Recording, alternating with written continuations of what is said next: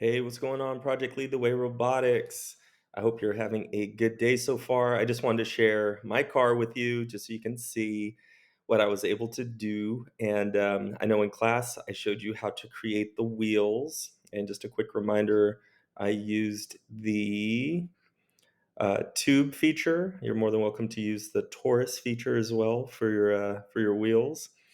Um, and then, of course, to reposition the wheels and to change the angle of it, you can, click on that and move it. Okay, so there's that. I'm gonna put it back. And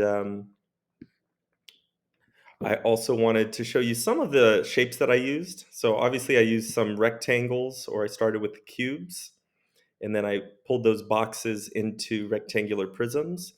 To make this super sleek design here on the front, I ended up using the rounded roof feature, and I put it on the end of a rectangular prism. I'll zoom in on it real quick so you can see that a little bit better. Whoops, not like that. I'm using a trackpad, so it's a little harder to rotate around things. But if I go ahead and click on my shape, and then I'm going to rotate it vertically instead of horizontally. So just one moment, let me rotate around, get a better look at that.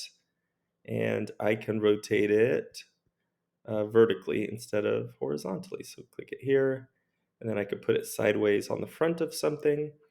You can also rotate it horizontally, like so, in order to position it on the front of that rectangular prism. Okay, so I just wanted to give you a few of those tips. And then, of course, these up arrows, it's the only way to lift your objects off of the work plane. And when it's on the work plane, you can kind of see that dotted black line on the bottom of the object. When it lines up, that's how you know it's flat on the work plane.